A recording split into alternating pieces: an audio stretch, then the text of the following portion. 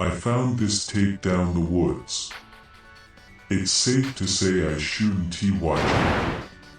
During my hike in the woods, I stumbled across this tape that I found on my trip. The place I found this tape is down a thicket of branches. The tape was buried deep down the branches near a small detour in the trail.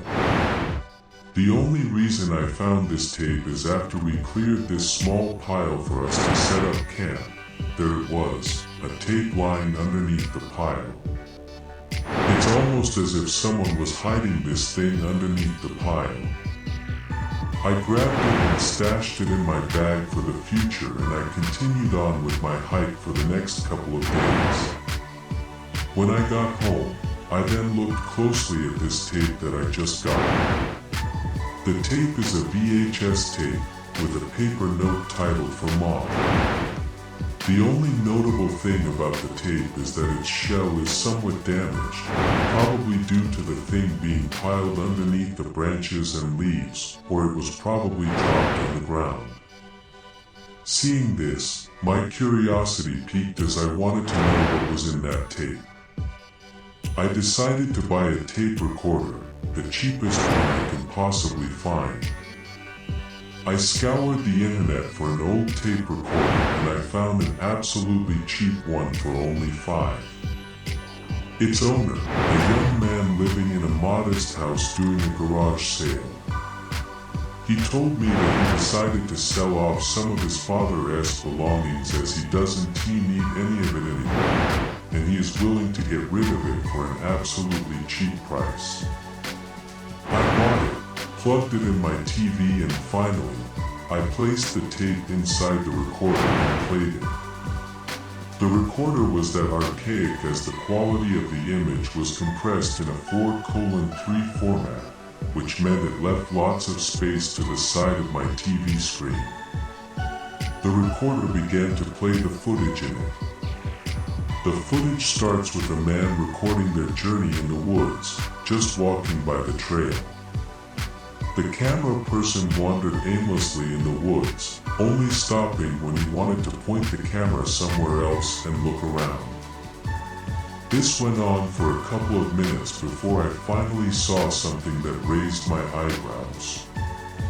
When the camera person walked towards a thick set of bushes, he then began to point the camera somewhere, but at first it was completely out of focus when we saw it. The cameraman then adjusted the contrast of the video, zoomed it in even more, and then corrected the focus of the video. It revealed a small house in the distance, situated on top of a small hillside connected by a dirt driveway leading downhill. After a couple of minutes of silence, the cameraman finally began to speak. The compound. Many people around the area talked about this place. Here we are. The camera eventually zoomed out, but maintaining focus on the house in the distance. The recording then panned side to side, checking what is within its surroundings.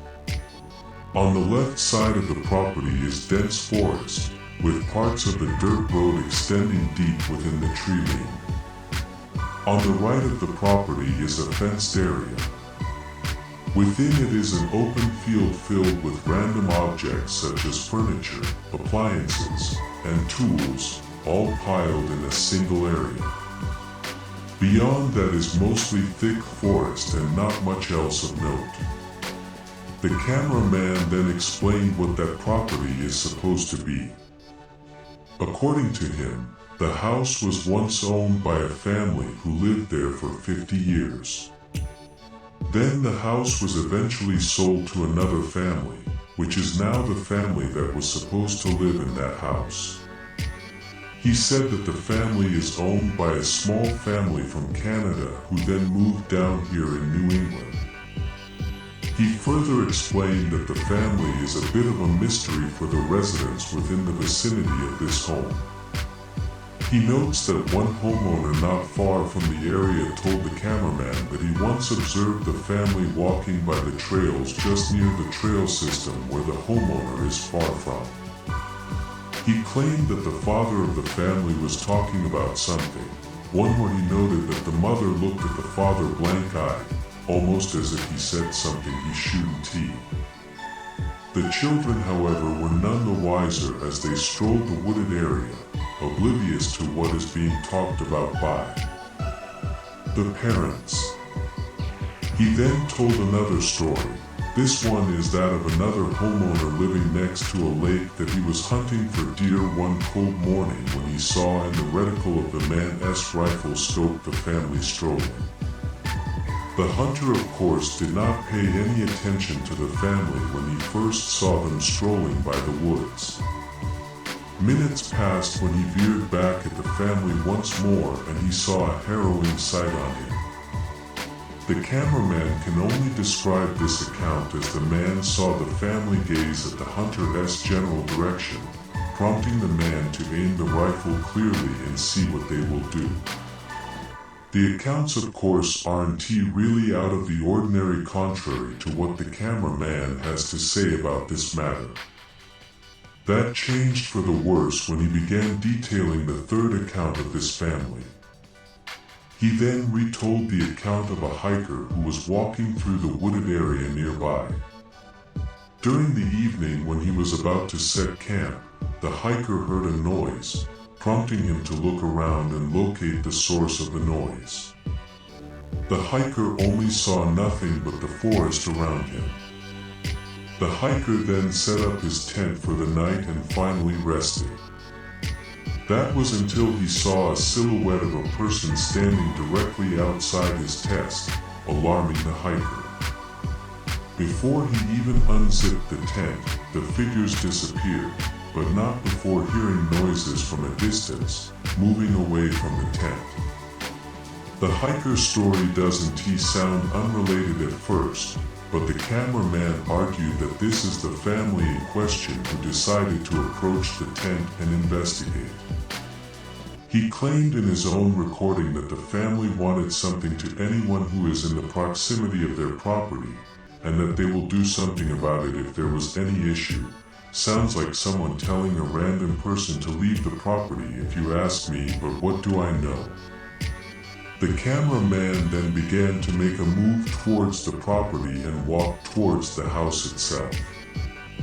He descended down the slope facing the property and began to sneakily bolt it towards the nearby bushes. There, he hid underneath the bushes, and once he felt secured in his hiding spot, he continued to talk honestly. I thought about it for a while.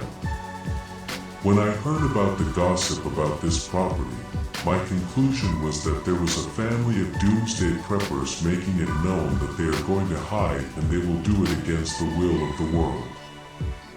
Now looking closely at it, no, it's something much more than meets the eye.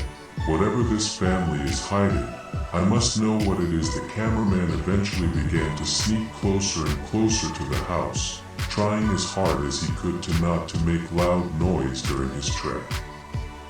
Eventually, he found himself standing next to a closed window. He raised the camera higher towards the window. The camera is now pointing at the interior of the house.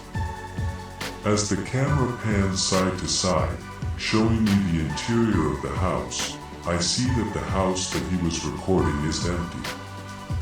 Sure, the kitchen furniture like cabinets and the tabletop is there, but there was no fridge, no stove, none of that in the kitchen at all. The cameraman, of course, did not see what the camera was showing me, which means that when I saw a shadowy figure standing in the far end of the house within the darker spots of the house, the cameraman did not even see it at all. The camera eventually pointed back outside, first to the ground and eventually the legs of the cameraman. Okay, this is the house of the family. I'm going to see what's in there first before I get in. The cameraman then stood up and peeked through the window. As expected, the cameraman was confused at the sight I saw prior when I heard him mutter, "Where the hell is the furniture of this place?" He then gets an even clearer view of the interior. Strange, there is nothing inside this place, he muttered, barely audible within the tape itself. The cameraman eventually